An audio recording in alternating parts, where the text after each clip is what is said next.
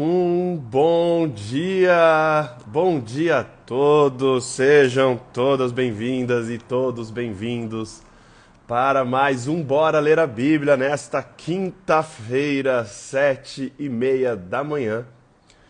Abram as Bíblias de vocês em Gênesis capítulo 21. Sim, Gênesis capítulo 21. Já vão então pegando as canetas, os lápis, marca-textos, já vão se ajeitando, porque hoje nós vamos ter mais casos de família.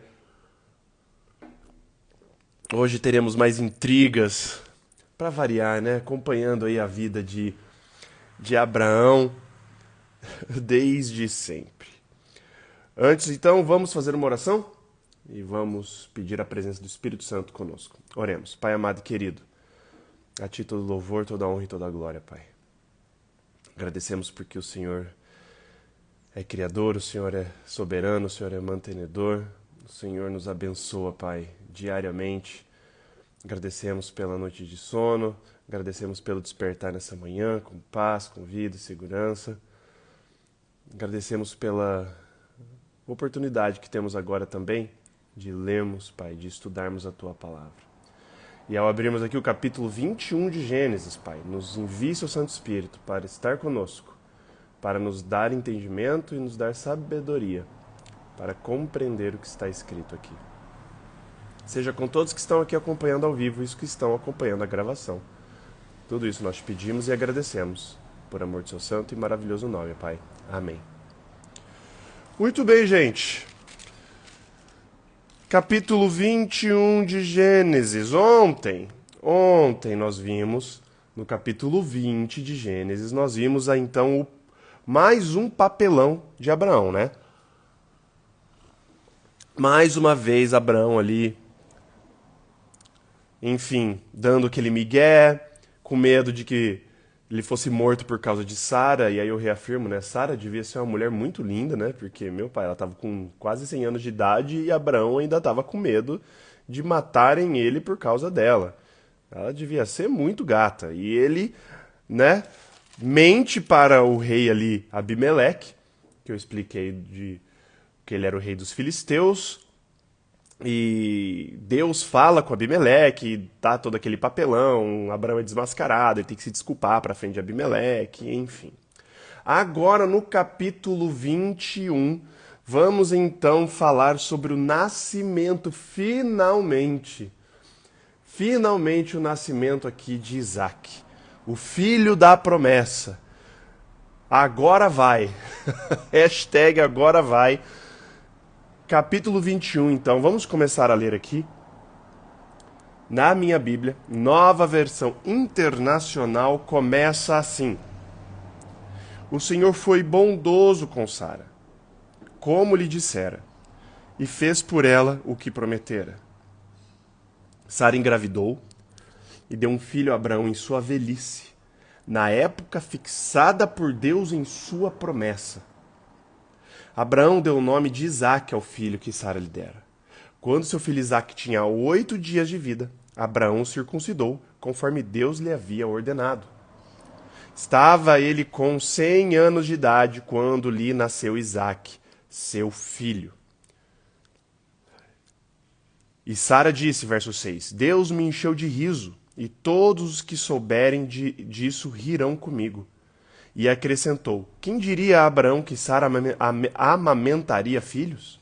Contudo, eu lhe dei um filho em sua velhice. Aqui, nós vemos finalmente a promessa de Deus sendo cumprida na vida de Abraão e de Sara. Mas um detalhe muito interessante me pega aqui nesse começo. Porque fala aqui no verso 5 que Abraão estava com 100 anos de idade quando lhe nasceu Isaque. Com quantos anos Abraão estava quando Deus prometeu pela primeira vez a Abraão que ele seria pai de uma grande nação? Lá no capítulo 12, quando pede para Abraão sair da casa dos pais dele. Quantos anos tinha Abraão?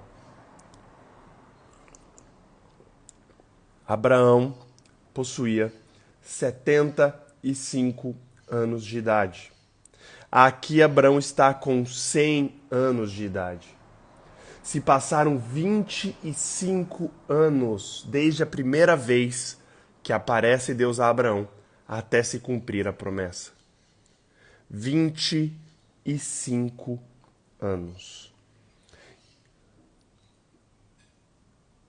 Quanto tempo vocês têm esperado por algo e você tem estado impaciente com Deus porque já se passaram 3 semanas e nada? Já se passaram 4 meses e nada, Deus te abandonou. Abraão aqui teve que esperar 25 anos. E foi exatamente na época fixada por Deus em sua promessa. Deus já sabia exatamente quando que Isaac deveria nascer. Por que Deus fez Abraão e Sara esperarem tanto tempo? Não sei. Não me perguntem. Os tempos de Deus são os tempos dele, não são os nossos tempos. Deus poderia, quando Deus prometeu a Abraão uma grande nação, lá com 75 anos, Deus poderia ter dado um filho a Abraão 1 ano depois? Poderia. Deus poderia ter dado um filho a Abraão 5 anos depois? Poderia. O fato é que o filho da promessa aparece somente 25 anos depois.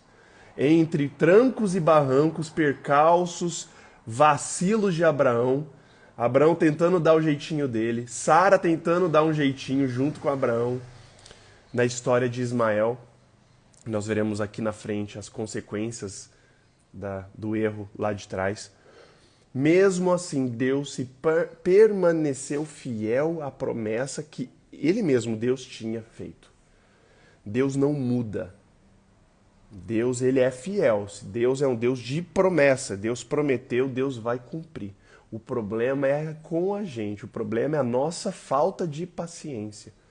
Você esperaria 25 anos para se cumprir uma promessa que Deus fez para a tua vida? Se você soubesse que demoraria 25 anos? Você esperaria 35 anos por uma promessa que Deus fez para você? Deus te prometeu uma bênção, só que, parça, daqui só 30 anos. Você esperaria? Você teria paciência para aguardar? Você tentaria dar seu jeito?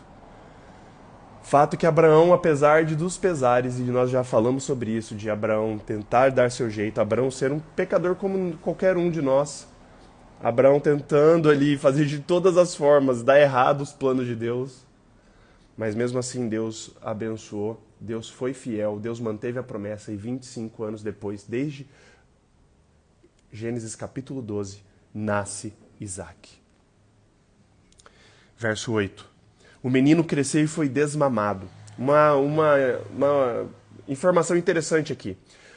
Naquela época, existem relatos que o desmame das crianças era um pouco mais tarde do que os dias de hoje. Existem relatos, inclusive nos livros de Macabeus, que o desmame acontecia por volta dos 3 anos de idade. 3 anos de idade, ou seja, provavelmente aqui, Isaac tinha 3 anos de idade. Então, olha o que acontece. Verso 8. Aqui, casos de família de novo, né? Nada de novo debaixo do sol. O menino cresceu e foi desmamado. No dia em que Isaac foi desmamado, Abraão deu uma grande festa. Sara, porém, viu que o filho de Agar, a egípcia, dera a Abraão, estava rindo de Isaac. E disse a Abraão: livre-se daquela escrava e do seu filho, porque ele jamais será herdeiro com o meu filho Isaac. Muito bem. Primeira coisa, fazendo os cálculos, né? Desmame de Isaac, quantos anos tinha Abraão e tudo mais. Se Isaac tinha 3 anos de idade aqui, Ismael tinha 17 anos de idade. Ismael já não era um molequinho, ele era um homem já, 17 anos de idade. E fala que ele estava rindo de Isaac, ele estava ali meio que caçoando de Isaac. Mas a gente presta atenção numa coisa que não justifica, mas aconteceu, né? Aqui mostra que quando houve o desmame de Isaac, Abraão deu uma grande festa. E não menciona nada com Ismael. Ismael teve o desmame, passou batido, não teve festa, não teve celebração, não teve nada. Ismael vivendo ali junto com Agar, dentro dos domínios, dentro da tenda, dentro da casa de Abraão, e nunca aconteceu, nem é mencionado nada. E ali agora, Ismael vê todo o tratamento que estava acontecendo com Isaac. Obviamente ele ficou com ciúme, obviamente ele ficou ali enciumado, começou a tirar um sarrinho. Sara vê isso e a Sara fica possessa. E a Sara já chama Agar de escrava. Livre-se da escrava e do seu filho. Nem chama pelo nome. Livre-se da escrava e do filho dela, porque ela jamais será herdeiro como com o meu filho Isaac. Então já começa a treta aqui. Olha, verso 11. Isso perturbou demais Abraão, pois envolvia um filho seu. Imagina, vivendo 17 anos dentro da tua casa. Era um filho teu, parça. Não era qualquer um. Era um filho seu. E agora tua esposa está pedindo para você meter o pé, expulsar o teu filho junto com a mãe dela. Obviamente isso perturbou Abraão. Obviamente. Verso 12. Mas Deus lhes disse, não se perturbe por causa do menino e da escrava. Atenda a tudo o que Sara lhe pedir, porque será por meio de Isaac que a sua descendência há de ser considerada. Mas também do filho da escrava faria um povo, pois ele é seu descendente. É meio estranho quando a gente fala, quando a gente lê, a gente vê Deus falando para Abraão acatar o que Sara tinha pedido. Fala, mas espera aí, cara, e Deus, calmou Deus. Você está concordando com essa barbárie da Sara de expulsar e tal, mas não, calmou, né? Deus já sabia, obviamente, do futuro de Ismael. Deus já tinha planos para Ismael. Desde quando a gente leu no capítulo... Quando foi o capítulo? Capítulo 16. Desde o capítulo 16, quando nós lemos lá, quando o anjo do Senhor aparece para Agar, quando ela foge grávida para o deserto, desde lá nós já vimos que Deus já tinha um plano para Ismael de transformar ele também numa grande nação. Inclusive dando 12 filhos também, igual Jacó terá na frente os 12 filhos, as 12 tribos de Israel. A Ismael também é prometido 12 príncipes, 12 filhos. Deus já tinha tudo sob controle aqui. Então, à primeira vista, pode ser cruel, né? Você fala assim, mas Deus está consentindo com a Sara. Na verdade, não é Deus que estava consentindo com a Sara. Deus já tinha um plano para Ismael. Deus já ia cuidar de Ismael. Deus já tinha todo um plano para Ismael e para Agar. Então, Deus fala assim, Abraão, atende, deixa com o pai aqui, Deus falando, deixa comigo, que está tudo resolvido. Eu vou cuidar deles. Verso 14. Na manhã seguinte, Abraão pegou alguns pães e uma vasilha de couro cheia d'água. Entregou-os a Agar e, tendo-os colocado nos ombros dela, despediu-a com o menino. Ela se pôs a caminho e ficou vagando pelo deserto de Berseba. Essa região de Berseba, nós vamos ler aqui na sequência, no mesmo capítulo, o que é essa região de Berseba aqui. Um fato interessante é que ela acabou vagando pelo deserto, o que indica que ela se perdeu no meio do caminho, vagando. Obviamente, Abraão tinha dado essa vasilha de água, né, essa vasilha de couro cheia de água, obviamente não com pouquinha água, mas normalmente eles calculavam a distância até o próximo poço. Então, você vai ter água até o próximo poço e lá você consegue encher.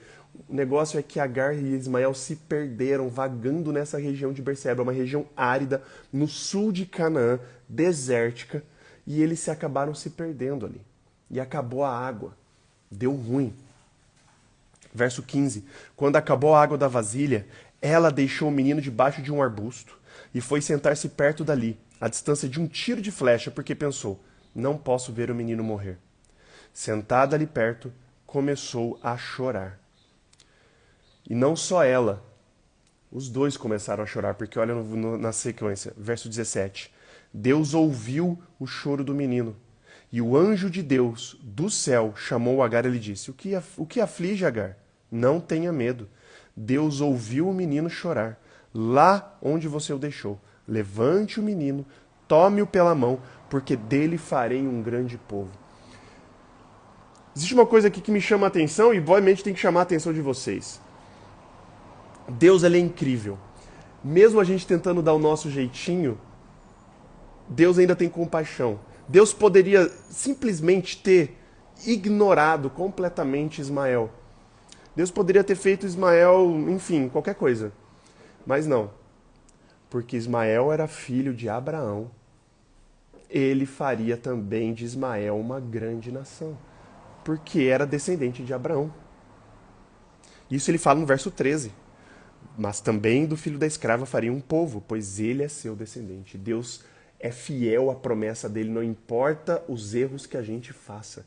Deus, ele trabalha nos nossos erros. Ele nos abençoa mesmo nos nossos erros, mesmo nos nossos vacilos. Deus é fiel, Deus manteve a promessa. E aqui ele reafirma de novo no verso 18: levanta o menino e tome pela mão, porque dele farei um grande povo. A bênção prometida a Abraão lá atrás, que ele teria os descendentes tão numerosos quanto as estrelas do céu e quanto o pó da terra, passa por Ismael também. Eu prometi, vou cumprir. Mesmo Ismael não estando nos planos iniciais, vou fazer dele também um grande povo, uma grande nação. Deus é incrível. Verso 19. Então Deus lhe abriu os olhos e ela viu uma fonte. Viu um oásis, alguma coisa assim. Foi até lá, encheu de água a vasilha e deu de beber ao menino. Deus estava com o menino. Ele cresceu, viveu no deserto e tornou-se flecheiro, guerreiro. Vivia no deserto de Parã e sua mãe conseguiu-lhe uma mulher da terra do Egito. Deserto de Parã, mais uma vez, é o sul da terra de Canaã. É uma região desértica, como falar aqui, deserto de Parã, mas ainda dentro da terra prometida aos descendentes de Abraão. Talvez, apenas talvez, e aí é uma suposição minha, esse fato dela ter se perdido lá no começo, eles ficarem vagando, porque com certeza ela teria ido para o Egito. Como ela tinha feito lá no capítulo 16, quando ela fugiu, ela quis fugir em direção do Egito, à terra dela. Talvez, somente talvez, Deus tenha feito ela se perder para eles ficarem naquela região ali, dentro da terra prometida aos descendentes de Abraão. Deus trabalhando dentro das linhas tortas que a gente escreve, Deus conseguindo dar o jeito dele, Deus trabalhando para que a promessa dele se cumprisse. E aqui mostra que Ismael viveu no deserto de Parã, que é dentro da terra prometida, dentro dos domínios de Canaã. E a mãe, obviamente, falou assim, não, vou arrumar uma mulher boa para você, uma boa egípcia. Conheço as egípcias da minha terra. Foi lá e arrumou uma egípcia para o filho. E ele ficou vivendo naquela região. Mais para frente teremos mais informações sobre Ismael. Mas olha agora, verso 22. Naquela ocasião, Abimeleque, agora Abimeleque volta aqui, o mesmo Abimeleque, o mesmo rei de Gerar, aquele que Abraão tinha pagado um baita de um mico no capítulo anterior, no capítulo 20. Que Abraão é verdade, ela não é minha irmã, ela é minha esposa, e todo aquele papelão que nós vimos no capítulo de ontem, esse mesmo, acompanhado de Ficol, comandante do seu exército, disse a Abraão: Deus está contigo em tudo que fazes. Agora jura-me diante de Deus que não vais enganar-me, nem a mim, nem aos meus filhos e descendentes. Trata a nação que te acolheu como estrangeiro com a mesma bondade com que te tratei. Agora aqui, o rei filisteu observa que Deus estava com Abraão em todos os momentos. Viu o nascimento do filho de Isaac, o Isaac. Viu como ele prosperava ali. Antes, Abimeleque, que se achava o cara, agora vê que Abraão era muito mais poderoso que ele, tanto que ele vai com o comandante dele, do exército, para eles firmarem um acordo e falar assim, cara, vamos viver em paz aqui, porque ele viu o potencial, caso Abraão quisesse entrar em guerra, ele ia ver que ia estar no sal, ele ia ver que ele estava em desvantagem, e que Abraão ia conseguir, né, subjugá-lo ali. Agora, uma coisa muito interessante é essa afirmação que Abimeleque, um rei pagão, faz com relação a Abraão. Abraão, Deus está contigo em tudo que fazes. Será que as pessoas, quando olham para você, nas coisas que você faz, no seu dia a dia, no jeito de você tratar as pessoas, no jeito de você tratar seus colegas no trabalho, no jeito de você tratar seus familiares, no jeito que você trata teu marido, no jeito que você trata tua esposa, teu namorado, tua namorada, no jeito que você trata, no jeito que você lida com seus negócios, no jeito que você lida com seu dinheiro, no jeito que você lida com todos os aspectos da sua vida. Será que as pessoas, quando olham para você, eles podem falar a mesma coisa que Abimeleque, totalmente pagão, fala de Abraão? Que Deus está contigo em tudo que fazes? Isso aqui é uma baita de uma lição. Um rei pagão consegue vislumbrar e consegue identificar a mão de Deus na vida de Abraão, em tudo que ele fazia. Eu fico questionando se quando as pessoas olham para mim, no meu dia a dia, no que eu faço, será que as pessoas olham e veem isso e podem falar, meu, Deus está contigo em tudo que fazes? Será que elas falam isso de você? Será que elas podem falar isso de nós? Verso 24, respondeu Abrão, eu juro. Todavia, Abrão reclamou com Abimeleque a respeito de um poço, que os servos de Abimeleque lhe tinham tomado à força. Mas Abimeleque respondeu, não sei quem fez isso, nunca me disseste nada, só fiquei sabendo disso hoje. Então rolou essa tretinha entre os servos de Abimeleque que roubaram um dos poços ali, um dos poços de Abrão. Verso 27, olha que interessante agora. Então Abrão trouxe ovelhas e bois, deu-os a Abimeleque e os dois firmaram um acordo. Firmar um acordo aqui, o verbo de firmar é o verbo cortar, é o mesmo verbo do capítulo 15, da aliança que Deus faz com Abraão, que era aquele ritual de você pegar os animais, cortar eles no meio, reparti-los e você passa no meio, as duas partes passam e firmam um acordo e firmam uma aliança. Aqui acontece a mesma coisa. Abraão trouxe ovelhas e bois, Deus Abimeleque, e os dois firmaram um acordo. Então os dois racharam os animais no meio e fizeram aquela tradicional aliança, repartindo os animais, passando no meio. E isso é incrível, né? Isso é muito louco. Verso 28, Abraão separou 7 ovelhas do rebanho. Pelo que Abimeleque lhe perguntou, o que significam essas 7 ovelhas que separaste das demais? E ele respondeu, aceita estas 7 ovelhas de minhas mãos como testemunho de que eu cavei este poço. Então, Abraão estava meio que recomprando os próprios poços que ele tinha cavado, dando 7 ovelhas ali para Abimeleque, falando assim, ó, para não ter treta, para não dizer que, enfim, né, além de você me dar os poços, ainda vou dar ovelhas por causa desses poços aqui, desse poço. E olha que aí, verso 31, por isso aquele lugar foi chamado Berseba, porque ali os dois fizeram um juramento.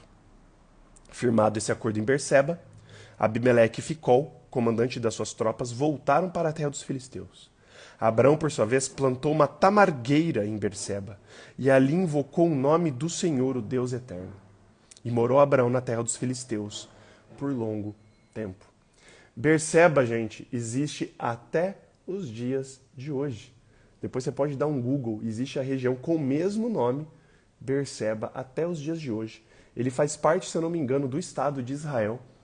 Então, se um dia vocês viajarem para aquela região de turismo para conhecer, vocês podem conhecer a região de Berseba, essa região aqui onde tinha esse poço e aconteceu todo este fato aqui.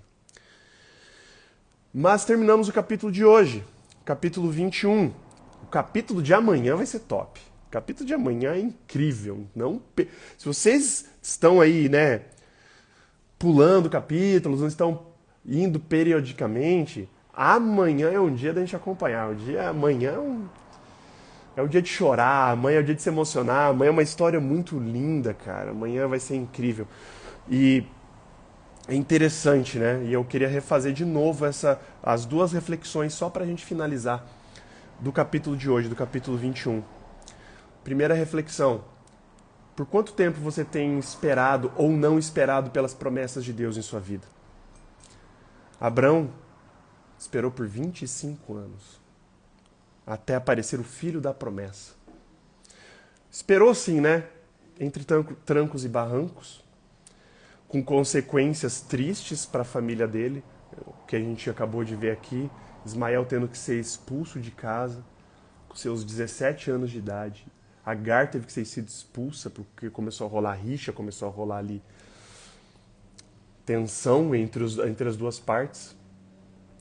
Mas mesmo assim Deus foi fiel a Abraão 25 anos depois. Quantas vezes nós oramos a Deus e pedimos coisas para Deus e aí passa uma semaninha e a gente já está impaciente, reclamando que Deus não ouve a gente, reclamando que Deus esqueceu da gente. Ou pior, falando que Deus nem existe, dependendo de alguns casos. Eu falo, não, Deus nem existe, não me ouve. Paciência.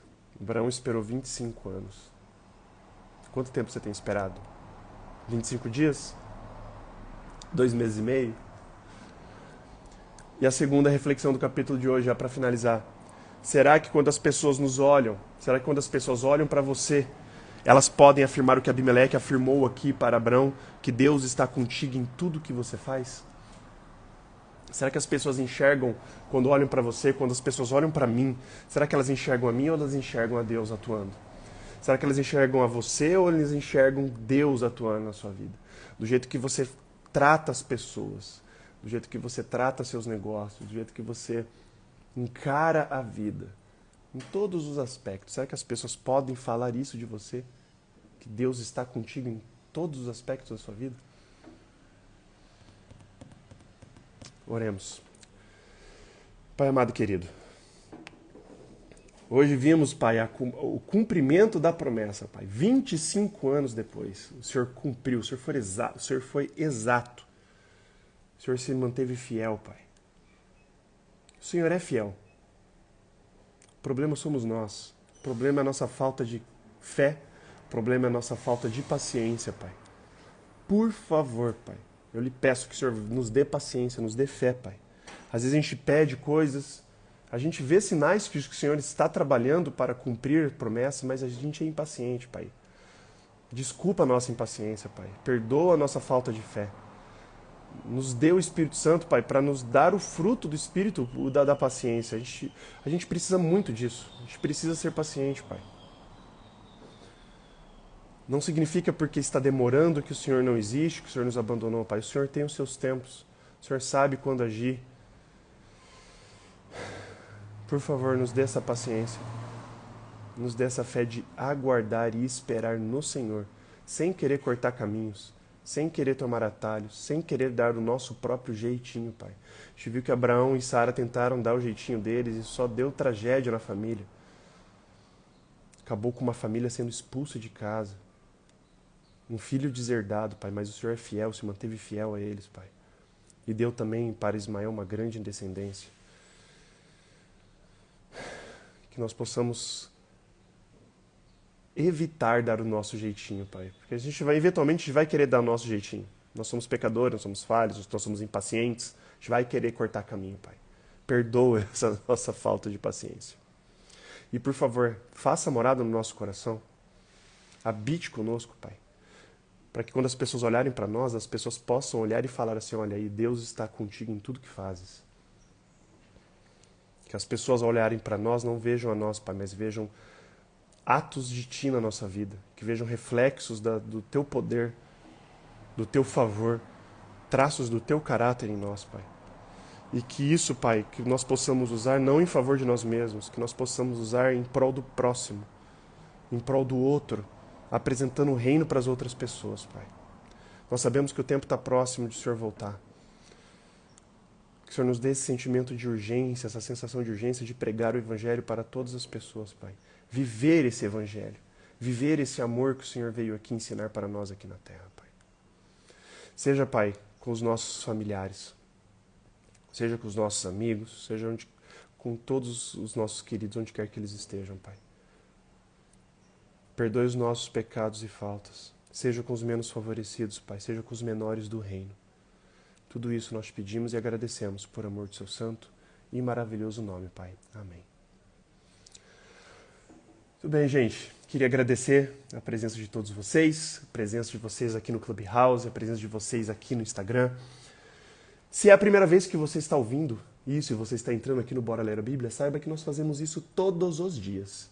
De segunda a sexta, das 7h30 às 8 da manhã, sábados, domingos e feriados, das 8h30 às 9, todos os dias, lendo um capítulo da Bíblia por vez. Hoje, foi o capítulo 21 de Gênesis, amanhã será o capítulo 22 e assim na sequência. Então, se for do seu interesse, se você gostou, pode me adicionar como seu contato aqui no Clubhouse.